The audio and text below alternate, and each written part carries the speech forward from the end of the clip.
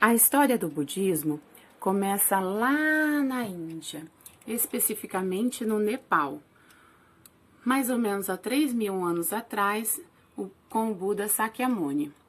Mais tarde, ele vai para a China ser estudado por Tiantai. E finalmente, ele renasce no Japão com Nichiren Daishonin. O Buda Nichiren Daishonin é o budismo que a gente pratica.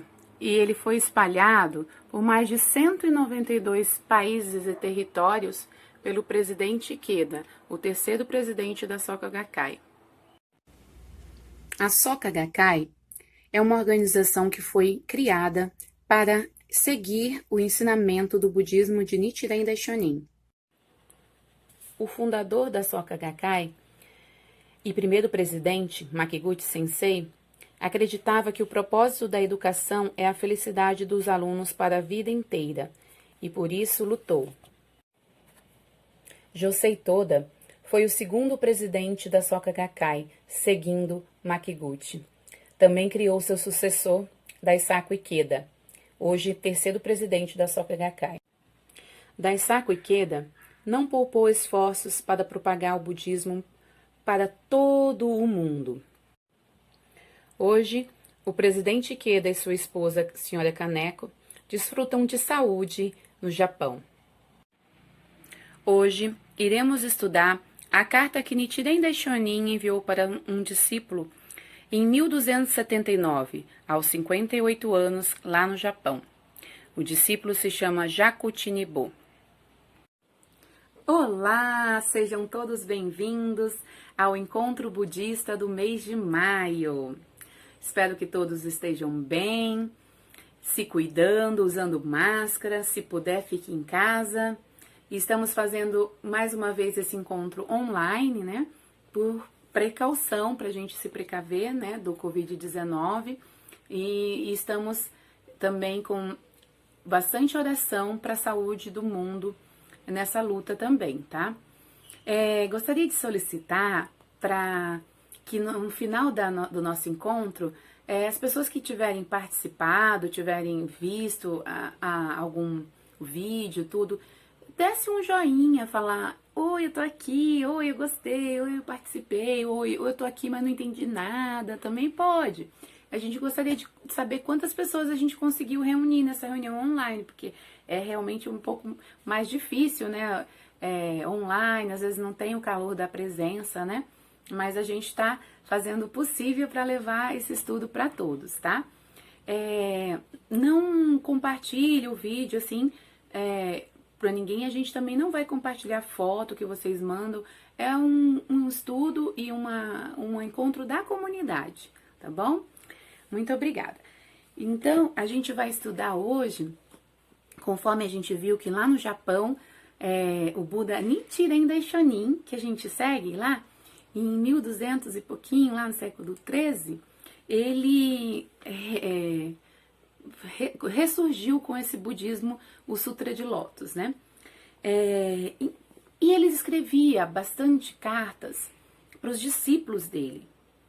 E essas cartas a gente chama de Gosho, a gente estuda geralmente todos os meses algum trecho dessas cartas, que são orientações que ele dava para os seus discípulos, incentivos. E a gente vai estudar hoje um trechinho dessa carta, tá bom?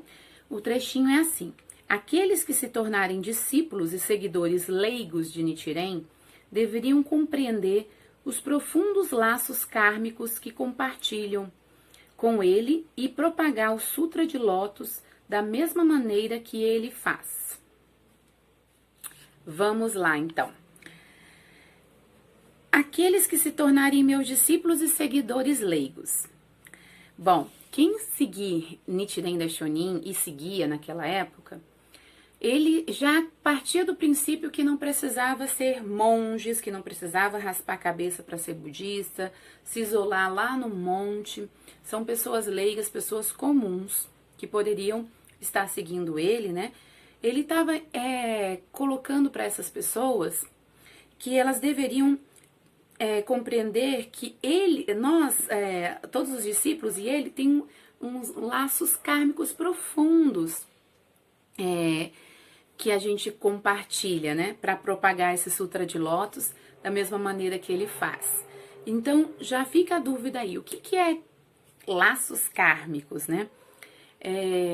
Então, o Buda original, Nichiren Daishonin, ele, em outras cartas, são 3 cartinhas aqui, ele cita alguns trechinhos dessa relação kármica com os discípulos, né, dele. Numa outra cartinha, ele fala assim: devem ter sido os laços kármicos do distante passado que o levaram a se tornar meu discípulo numa época como essa. Então, ele já fala nessa carta. Na outra carta, ele também fala assim, ó: uma relação kármica originada no passado foi o que permitiu ser meu discípulo.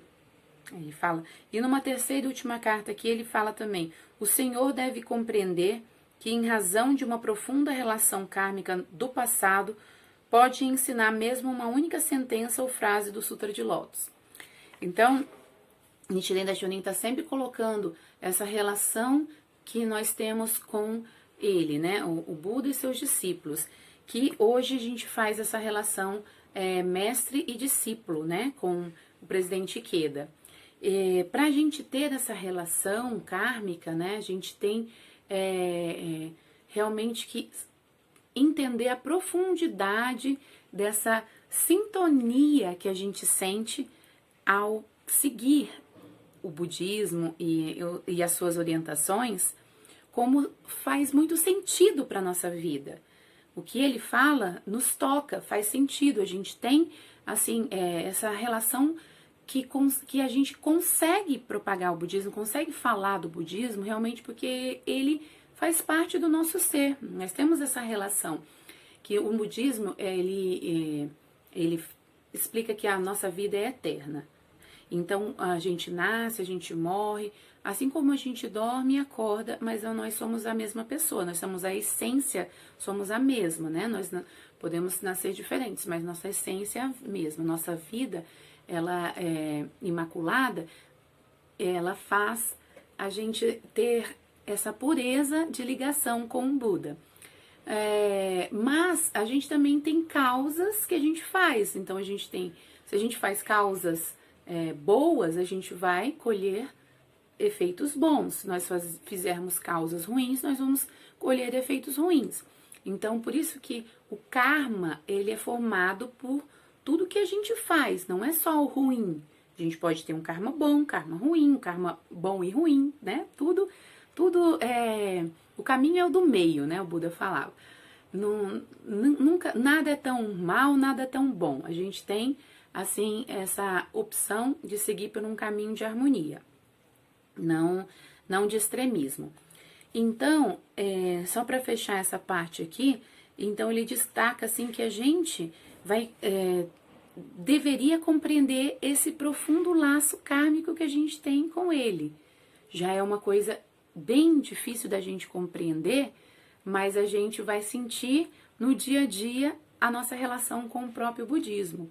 Se tudo que a gente está praticando, que a gente está estudando, realmente faz sentido e a gente, como se fosse assim, comer um bolo e você gostou, você gostaria de oferecer essa receita para os outros ou um pedaço para os outros, a gente também sente essa vontade, essa necessidade de falar: olha, o budismo é maravilhoso para a minha vida. Que tal você praticar para tentar resolver esse problema?